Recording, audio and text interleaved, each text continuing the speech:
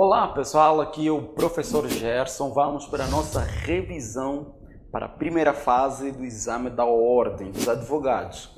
Então hoje nós vamos ver algumas pinceladas a respeito do direito ambiental. Tá?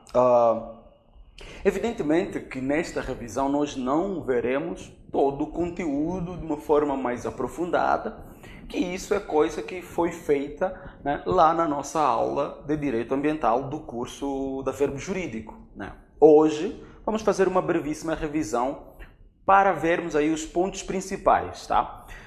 Então eu vou chamá-los para a tela, onde nós veremos os principais pontos que nós vamos trabalhar hoje. Tá? Então vamos trabalhar sobre áreas de preservação permanente, reserva legal, unidade de conservação, como disse, espaços territoriais especialmente protegidos. Então, essas APPs, RL e as unidades de conservação são espécies. E o gênero é áreas ou espaços especialmente protegidos. Depois nós temos avaliação de impactos ambientais e responsabilidade civil.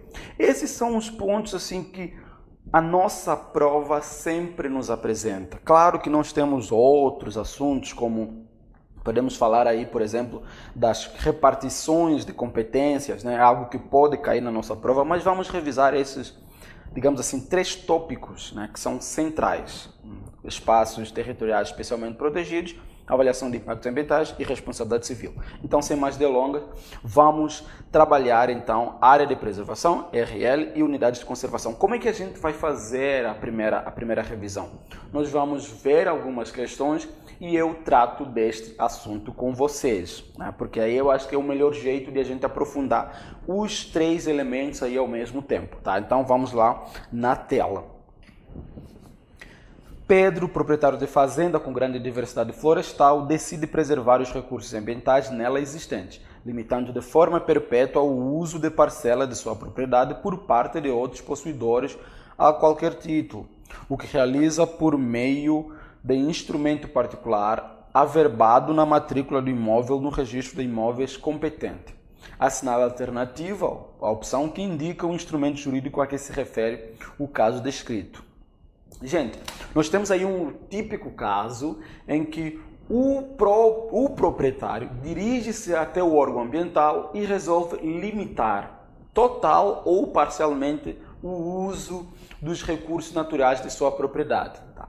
Este instrumento de proteção do meio ambiente é a servidão ambiental. Vocês devem estudar no direito administrativo. A servidão administrativa é mais ou menos uma limitação administrativa, que é o caso aqui. Não é? Aqui nós temos uma servidão ambiental em que o proprietário, ele mesmo, resolve limitar o uso de sua própria propriedade. Esta limitação pode ser perpétua ou temporária. Lembrando que quando for temporária, nós temos um prazo fixo, um prazo mínimo de 15 anos. Tá? Então, a servidão ambiental já caiu em nossas provas por diversas vezes. Essas questões, inclusive, são da ordem dos advogados, então é provável que vocês já tenham visto. E isto nos leva a crer, então, que são questões que são cobradas no nosso exame da ordem. São assuntos cobrados no exame da ordem. Tá? Então, vamos para a nossa próxima questão. Servidão ambiental. E aí a nossa próxima fala sobre audiência pública. Vou dar-lhes uns 5 segundos para vocês lerem a questão.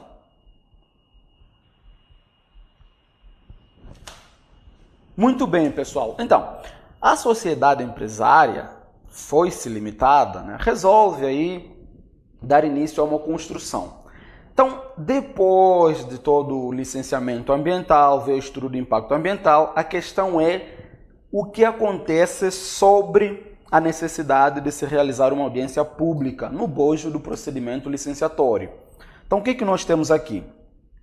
A audiência pública não é necessária, uma vez que apenas deve ser instalada quando houver solicitação do Ministério Público. A audiência pública não é necessária, uma vez que apenas deve ser instalada quando houver solicitação da associação civil legalmente constituída há pelo menos 1 ano. A audiência pública é necessária e, caso não realizada, a eventual licença ambiental concedida não terá validade. A audiência pública é necessária, salvo quando celebrado o termo de ajustamento de conduta com o Ministério Público. Alternativa correta, alternativa C. Espero que tenham marcado essa alternativa. Vem cá, pessoal. A audiência pública é o instrumento através do qual o órgão ambiental leva as conclusões do processo de licenciamento à população, ao povo. Então, depois de toda a fase do procedimento licenciatório, uma vez solicitada, tanto por no mínimo 50 cidadãos se solicitarem audiência pública, uma sociedade civil, o Ministério Público, se solicitarem essas associações, esses sujeitos, se solicitarem a realização da audiência pública, ela tem de ser realizada sob pena de invalidade da licença concedida. Então, tem de ser realizada. O órgão ambiental pode ou não seguir, né, as conclusões da audiência pública, as reclamações da audiência pública, mas que ela tem que ser realizada e dar a oitiva, a possibilidade de oitiva da população em geral, ela tem que ser feita. Essa possibilidade tem de ser cumprida. Então, a nossa alternativa correta, a alternativa C. Vamos então para a nossa próxima questão. E essa questão vai falar sobre licenciamento. Aliás, lembrando que eu falei que nós vamos resolver questões a respeito dos 3 primeiros assuntos, né? Mas na verdade são dos 2. Dos 3, na verdade são dos 4. Né? APPs, RL, as unidades de conservação e avaliação de impacto ambiental. Licenciamento ambiental faz parte deste grupo de avaliação de impacto ambiental. A sociedade empresária Asfalto Joia S.A., vencedora de licitação realizada pela União, irá construir uma rodovia com 4 pistas de rolamento, ligando 5 estados da federação. Sobre o licenciamento ambiental e o estudo de impacto ambiental dessa obra, assinale a alternativa correta. Em caso de instalação de obra ou atividade potencialmente causadora de significativa degradação do meio ambiente, é exigível a realização de estudo prévio de impacto ambiental. EIA, EIA é o estudo prévio de impacto ambiental, sem o qual não é possível se licenciar nesta hipótese. O licenciamento ambiental dessa obra é facultativo, podendo ser realizado com outros estudos ambientais diferentes do estudo prévio de impacto ambiental, visto que ela se realiza em mais de uma unidade da federação. O relatório de impacto ambiental, gerado no âmbito do estudo prévio de impacto ambiental, deve ser apresentado com rigor científico e linguagem técnica, a fim de permitir, quando da sua divulgação, a informação adequada para o público externo. Qualquer atividade ou obra para ser instalada dependerá da realização de estudo prévio de impacto ambiental, ainda que não seja potencialmente causadora de significativa degradação. Bom, essa é uma questão muito boa, então, para nós darmos um ponto de partida maior a respeito do licenciamento ambiental, né? Uma explanação maior. Vamos lá. O licenciamento ambiental é um procedimento administrativo que serve para licenciar uma determinada atividade. Quase todas as atividades que produzam uma possibilidade, que tenham uma possibilidade de produzir impacto ao meio ambiente, precisam passar por este procedimento, que é o procedimento licenciatório. O órgão ambiental de uma das unidades da federação vai licenciar esta atividade. Então, essa atividade pode ocorrer tanto em âmbito municipal, em âmbito estadual ou distrital, assim como em âmbito federal. Então, o que nós temos nesse procedimento? O procedimento é realizado em 3 fases, em regra. Nós temos um procedimento trifásico. É um procedimento trifásico porque nós temos a expedição de 3 licenças, que são chamados de atos administrativos. Então, nós temos a licença prévia, o nome diz, é a primeira licença a ser concedida.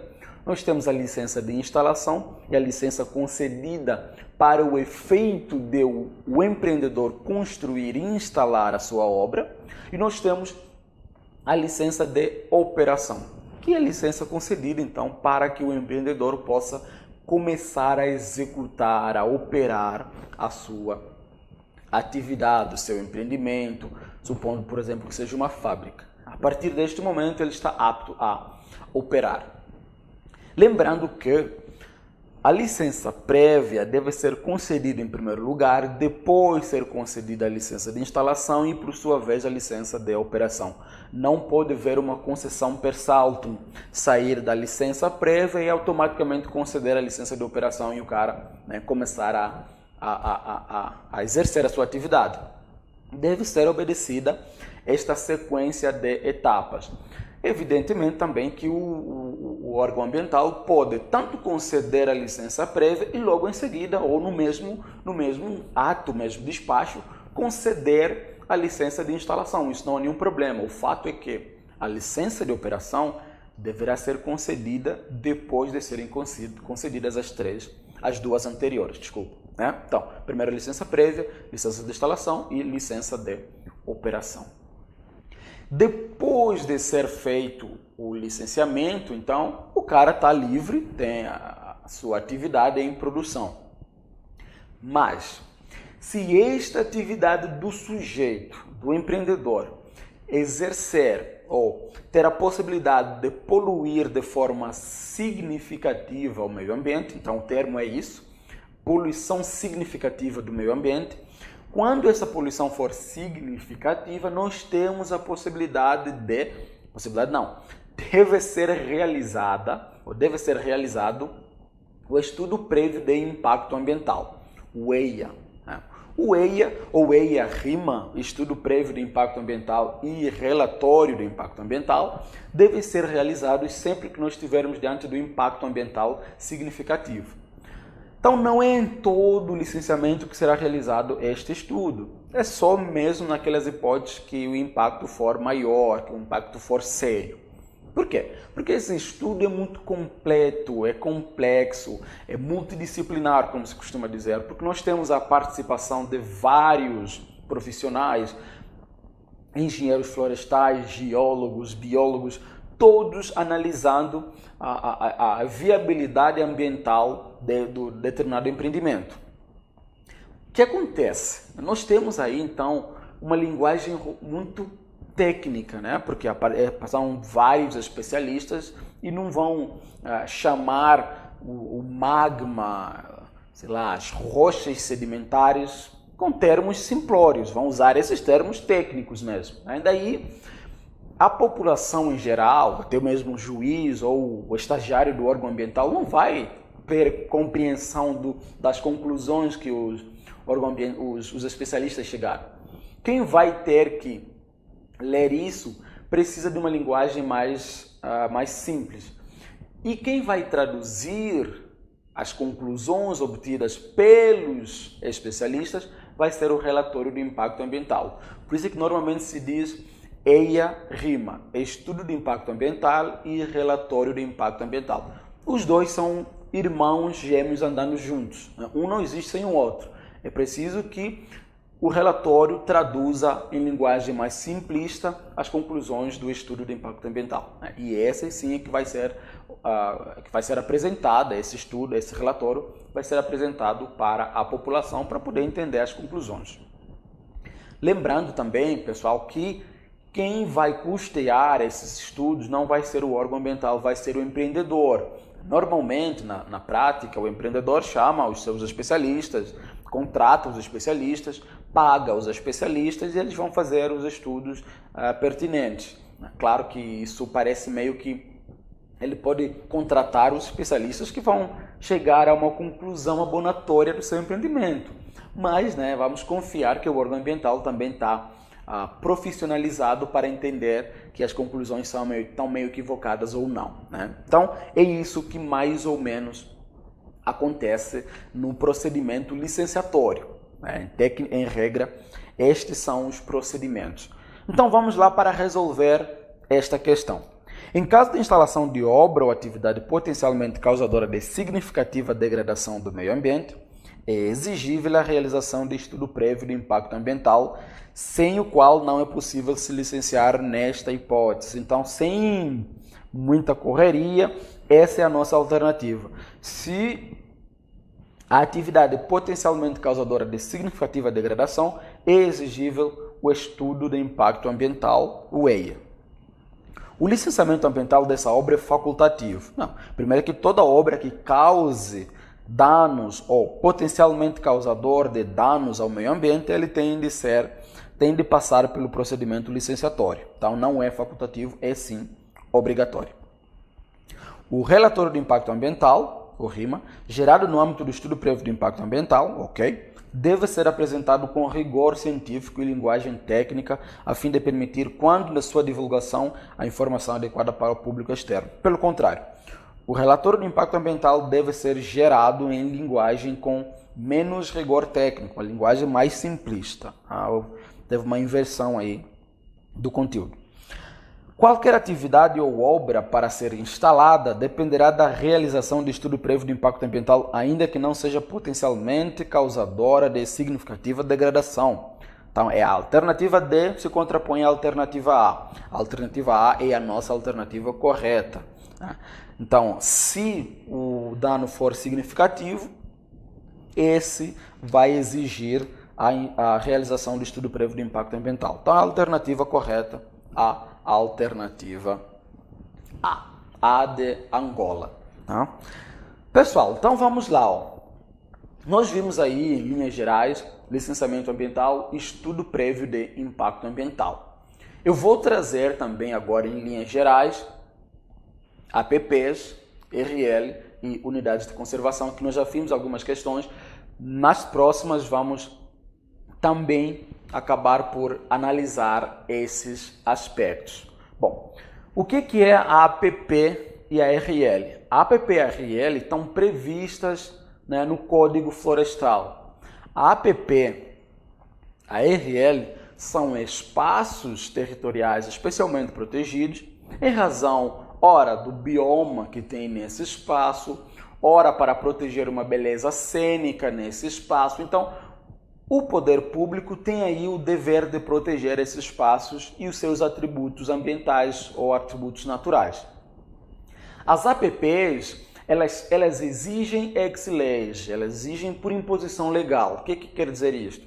Quando o Código Florestal foi promulgado e publicado, automaticamente aqueles espaços, as matas ciliares, por exemplo, passaram a ser protegidas a título de APP. Qual é a diferença básica entre a RL e a APP? Bom, primeiro, as APPs existem por imposição legal, sem nenhuma outra ação do proprietário, né? Elas existem.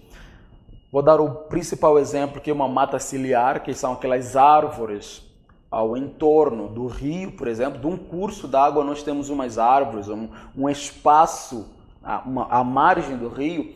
Esse espaço nós chamamos de mata ciliar. A mata ciliar serve para proteger, então, o curso d'água.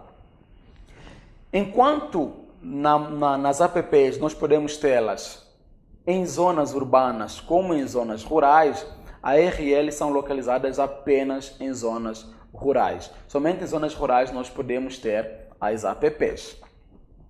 Somente em zonas rurais, repito, nós podemos ter as RLs, as reservas legais. O que caracteriza uma reserva legal? A reserva legal é uma porcentagem que todo proprietário de um terreno tem de reservar a título de reserva legal. Reservar a título de reserva legal. Então, como é que funciona isso? Vamos nos basear aqui no Rio Grande do Sul. Eu tenho um terreno de 100 hectares. De acordo com a lei, eu tenho a obrigação de reservar 20% do meu terreno com o título de reserva legal. Para qual a finalidade disso? A finalidade é que eu não possa explorar de forma desenfreada esses 30%, esses 20%, nossa, os 20% aqui no Rio Grande do Sul reservados, eu não posso explorar de forma desenfreada, tá? Então isso que caracteriza uma reserva legal. São porcentagens que o proprietário do imóvel rural tem a obrigação de resguardar. Então, se eu resguardo os 20%, os 80% têm liberdade para usar, né? Claro que de acordo sempre com os termos ambientais. Isso quer dizer que naqueles 20% tem um rigor maior, uma observância da lei maior, e nos 80% é aquela observância regular, que não exige muito do proprietário.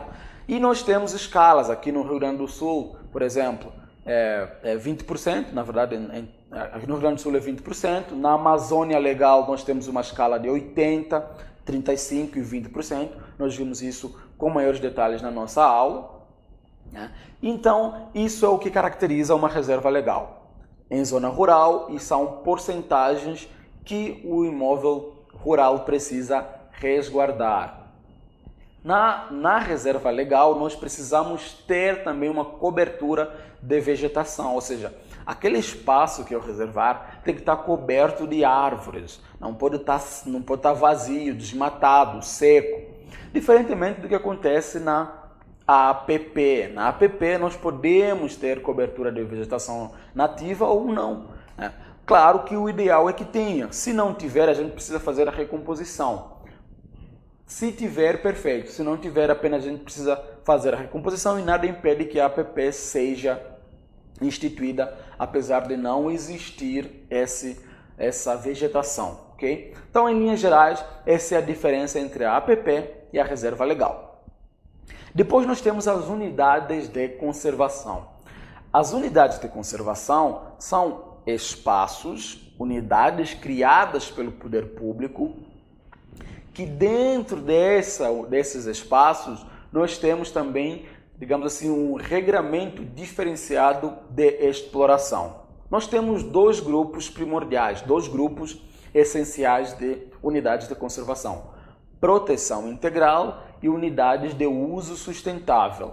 Diferença entre as duas: proteção integral, como seu próprio nome diz, a proteção é maior.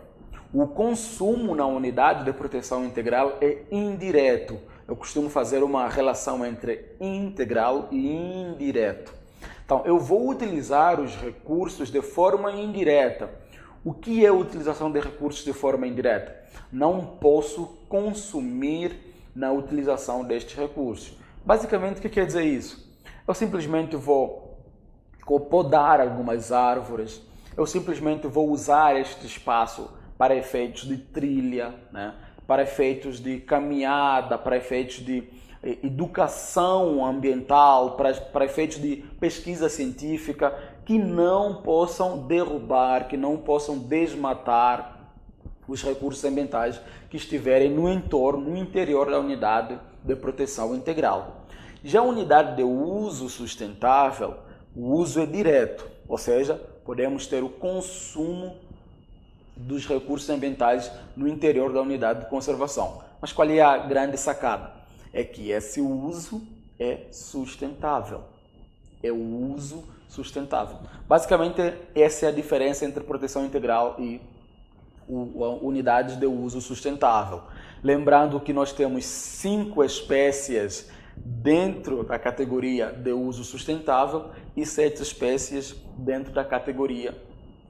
Troquei.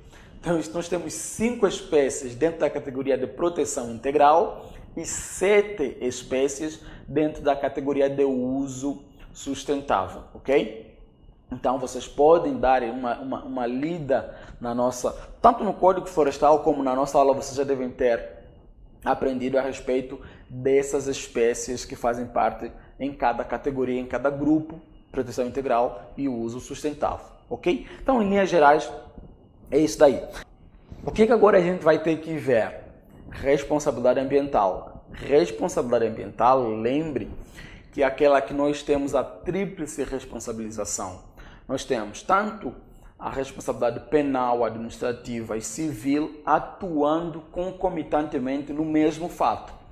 Nós não temos aqui aquele famoso bis in idem, se o cara foi responsabilizado na esfera civil, na esfera penal, na esfera administrativa, isso não importa. Pelo mesmo fato, e isso até é lógico, pelo mesmo fato você pode cometer um crime, desrespeitar uma norma administrativa e causar danos a terceiros. Então, por esta razão, nós temos aí a necessidade de se observar a teoria do risco integral. Você vai ter que responder tudo o que você fez em âmbito ambiental, porque uma destruição ambiental atinge, tem impactos alarmantes, impactos muito fortes, né? Basta ver, por exemplo, aqueles problemas em Mariana que atingiram muita gente e os impactos perduram até hoje. para muitos familiares sentem até hoje.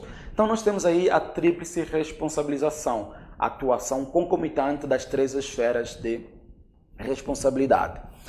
Vou trazer algumas teses que o STJ costuma lançar em matéria ambiental, as principais teses a respeito da responsabilidade ambiental em matéria ambiental, que são lançadas pelo STJ, e vamos lá na tela. Então, tese 1, admite-se a condenação simultânea e cumulativa das obrigações de fazer, de não fazer e de indenizar na reparação integral do dano. Isso aí, uma condenação simultânea e cumulativa. Então, você vai ser obrigado a reparar o dano, você vai ser obrigado a não fazer o que você já fez, você vai ser obrigado a fazer, né? Então nós temos uma condenação simultânea de fazer, de não fazer e de indenizar, e isso não há bis in idem.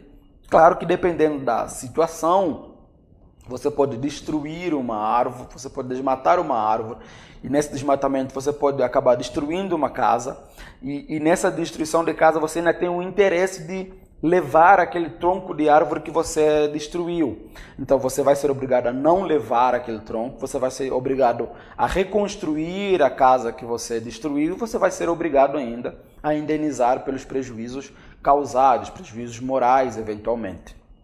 Então, não há aí bis in idem nesta hipótese.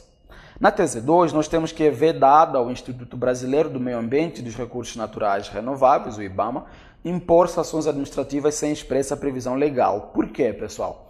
Porque as sanções administrativas, elas obedecem à mesma sistemática de culpabilidade própria do direito penal. Nós temos aqui uma responsabilidade subjetiva. Porque uma sanção, você vai aplicar uma punição, nós temos aí o poder sancionador do Estado. Então, esta pretensão sancionatória precisa estar prevista em lei. Assim como não existe crime sem cominação legal, sem previsão legal, não existe pena sem previsão legal, também não pode existir uma sanção administrativa sem previsão legal. É a mesma sistemática. Na tese 3, não há direito adquirido a poluir ou degradar o meio ambiente, não existindo permissão ao proprietário ou posseiro para a continuidade de práticas vedadas pelo legislador. Muito bem, isso aqui é o famoso princípio do poluidor reparador, ou o princípio do poluidor pagador. Algumas pessoas passaram a entender esse princípio como a possibilidade de fazer o pagamento de determinada poluição e poluir livremente. Mas não é assim que funciona. Você só vai pagar depois de poluir. Então, não existe essa de eu vou pagar e vou poluindo. Ou então, já estou poluindo, então não tenho que parar com a minha atividade poluidora. Não existe esse direito adquirido à poluição. Seria um absurdo. A tese 4. O princípio da precaução pressupõe a inversão do ônus probatório, competindo a quem supostamente promoveu o dano ambiental comprovar que não o causou ou que a substância lançada ao meio ambiente não lhe é potencialmente lesiva. O princípio da precaução, pessoal, é aquele princípio que pressupõe a inexistência de comprovação científica objetiva. Aquele princípio que pressupõe a inexistência de conhecimento científico a respeito dos danos a serem causados, que é diferente do princípio da prevenção, que pressupõe a existência de conhecimento científico sobre os danos. O princípio da precaução pressupõe dúvida, pressupõe a inexistência de conhecimento científico. Como não existe conhecimento científico, não existem teses científicas a respeito disso, produz-se a inversão do ônus da prova para que aquele que estiver poluindo vai ter de provar que, na verdade, a substância que ele lançou ao meio ambiente não foi potencialmente lesiva. Porque como não há conhecimento científico, ele é que vai ter que se responsabilizar disso. Portanto, vamos nas últimas teses. É defeso ao IBAMA impor penalidade decorrente de ato tipificado como crime ou contravenção, cabendo ao Poder Judiciário referida medida. Lembrando aqui que quem deve impor pena em razão de um crime ou contravenção é o Poder Judiciário, né? O IBAMA não pode se alvorar deste poder, né? Não existe essa possibilidade. O emprego de fogo em práticas agropastoris ou florestais depende necessariamente de autorização do poder público, e aqui é o poder público estadual. É claro, isso aí está previsto no Código Florestal, esta tese, e o STJ vai lá para cravar de uma vez por todas, né? Os responsáveis pela degradação ambiental são co-obrigados e solidários, formando-se em regra nas ações civis públicas ou coletivas, litisconsórcio facultativo. Aqui nós temos a famosa tese da responsabilidade propter rem, a obrigação propter rem. O que quer dizer isso? Se eu desmatei uma determinada área que tinha vegetação nativa, e de repente eu passo esse terreno para a terceira pessoa também se verá obrigada a ter que recompor essa área que eu desmatei.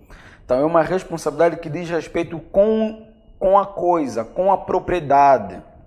No direito das coisas devem estudar essa obrigação propter rem. É uma obrigação própria da coisa. Então, se eu desmato e o terceiro, o proprietário que passar a ser o proprietário daquela área, vai ter a obrigação também de recompor. E aí, claro, tanto eu quanto ele teremos essa obrigação de recompor. E o litisconsórcio é facultativo, porque a obrigação pode recair tanto sobre mim, tanto quanto sobre ele. E aí, claro, a gente vê depois por uma ação regressiva, mas em tese o litisconsórcio é facultativo. Em matéria de proteção ambiental, há responsabilidade civil do Estado quando a omissão de cumprimento adequado do seu dever de fiscalizar for determinante para a concretização ou agravamento do dano causado. Então, quando o Estado se omite no cumprimento de fiscalizar de forma adequada e esta omissão for determinante, né, só aconteceu o desastre ambiental porque o Estado foi omisso. Se isso ocorrer, então o Estado tem a responsabilidade de reparar também, o Estado tem a obrigação de indenizar os terceiros que sofreram pelo desastre ambiental. Pessoal, então, trouxe aí as principais teses a respeito de responsabilidade ambiental que foram fixadas pelo STJ. Claro que isso não são súmulas, mas são normalmente cai na nossa prova aí quando nós tratamos da responsabilidade civil, responsabilidade penal, responsabilidade administrativa em âmbito ambiental. Tanto no exame da ordem como em outros concursos, essas teses são bastante cobradas, né, pessoal? Então, feito. Essa foi a nossa revisão muito corrida, mas esse é o nome, em tese, esse é o conceito da nossa revisão. A gente vai e toca-lhe ficha. Eu particularmente prefiro dar mais coisas, ainda que muito rapidamente, do que dar menos coisas, do que passar menos coisas nestas aulas de revisão. Pessoal, então foi um prazer e espero que vocês tenham sucesso na primeira fase e que então na segunda fase vocês possam ter também sucesso e assim vocês possam conseguir a benquista carteira da OAB. Tá, pessoal? Então é isso aí, um abraço e até a próxima.